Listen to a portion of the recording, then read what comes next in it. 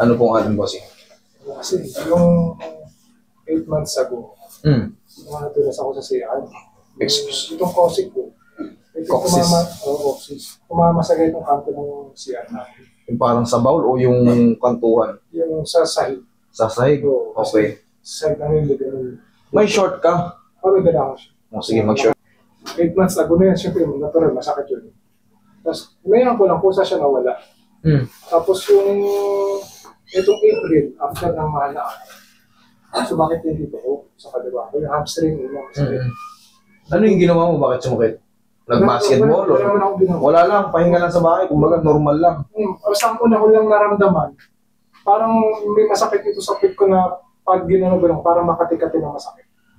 Yung sa muscle dito. Tapos pagkatapos ilang araw lang, yung hamstring na sakit na. Hindi ko siya may ganun.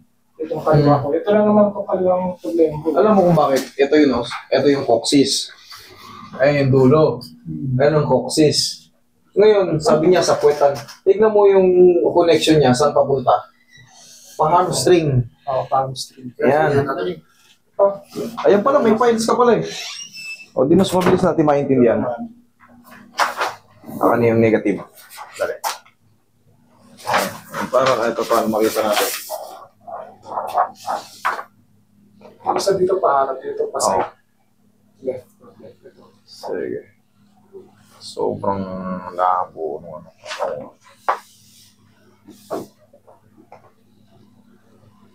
Ito ang medyo nagdelikado sir Pero sana dumilan to. Ito. Lapit mo nga. Tignan mo yung vertebrae mo. Kwadra to. Tignan nyo maigi kwadra. Pansinin mo to. Pansinin mo tong L4, L5 niya. Ayan Sana lang yan yung sa mga intestine natin.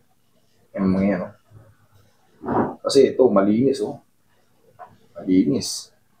Malinis. Pero itong banda na to, ito parang may shadow na Kasi nadulas si sir Ito naman yung ayan na. impression. Tignan mo, hinighlighten, kumbaga binilugan. Ano ibig sabihin ng osteophytes? Okay. The lumbar vertebral height is normal. The intervertebral space are intact. Marginal osteophytes along the lumbar spine. Lumbar spondylosis. Ano ba yung osteophytes? Yan yung mga tumutubong bukol-bukol sa ating vertebral body. Yan yung osteophytes. Parang osteoarthritis na mas malaki. Ganyan,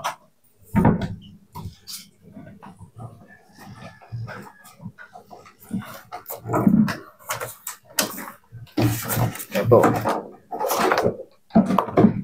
Ayan, degenerative with osteophytes. Ano yung osteophytes? Ayan, yung mga bukol-bukol na yan.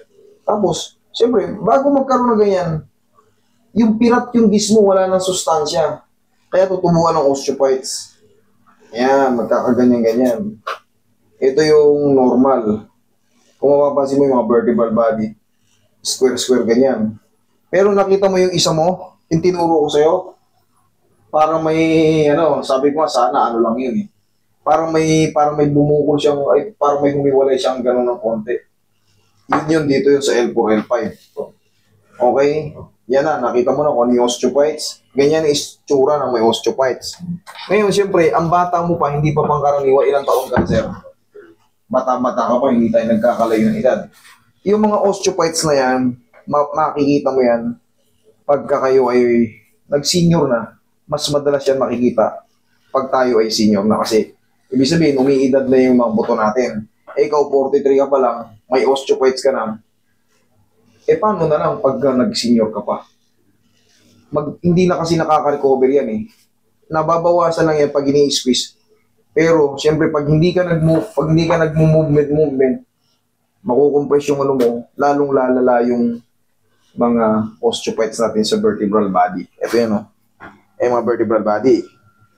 Kakaroon ng parang latik-latik din yung osteophytes. Sige sir, tanggalin mo yun Mag-short ka na, para mabilis makarecover yung hamstring. Ito yung isa ng doktor ko O yun, very good. Sige ma'am, yan. Basta yun lang. Hindi, upuan mo na. Basta may binigay sa inyo yung doktor nyo. Sa tulong ko, sa tulong ni Doc, yan. Combination makaka-recover kayo kagad. Kasi yung mga nerves na na-damage, makakapag-regenerate siya Hindi kagad. kaya mawala yung sakit dito sa likod. Hindi ba sa Babaklasin natin yan. hindi ako makapagtrabaho. Okay. Matatanggal natin yan, sir. Yun nga yung gagawin natin dito eh. Pero mas bibilis yung recovery niyan pagka nag-vitamins ka or yung mga nireseta sa'yo dito. Pagtulungan na kami. Yung patagilid. Gilid. Sige. Pangkad dito ni sir. Usog ka konti, sige konti. Yan, para tupi mo lang to. Yan. Mamaya may pain pa ng konti yan, pero mas banayad na siya. Kumbaga, mas maganda na siya kumpara kanina. Relax mo lang, ha? Other side.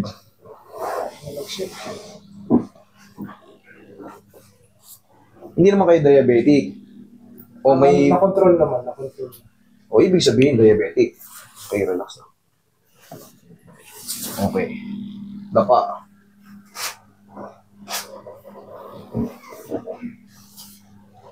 May mukhang sabi ko. Gilid.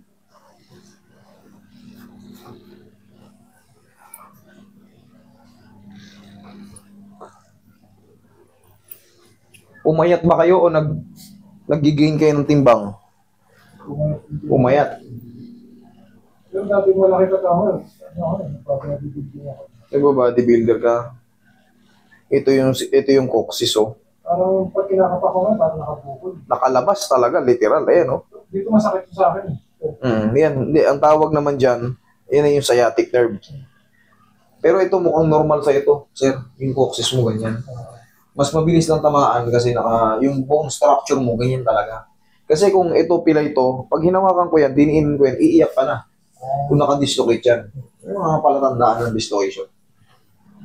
So, hindi siya nakadislocate. Hindi yan nakadislocate. Meron talagang taong ganyan. Meron taong pinanganak na malaki ang panga, mahaba ang baba. May yung mga bone structure natin, iba-iba.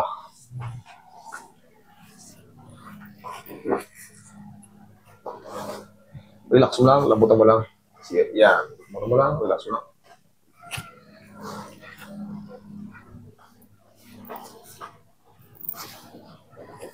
Relax mo lang. Sige, dyan ka lang.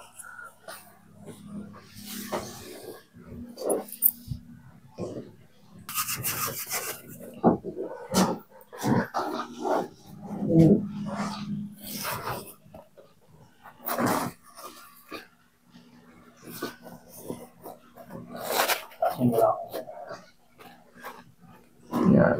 Straight lang yung paa. Usog ka rito kundi sir, medyo mahaba ka eh. Yan. Okay na yung ano Roy? Sige. Lagi sa tiyan yung kamay. Okay, relax lang ha. Inhale.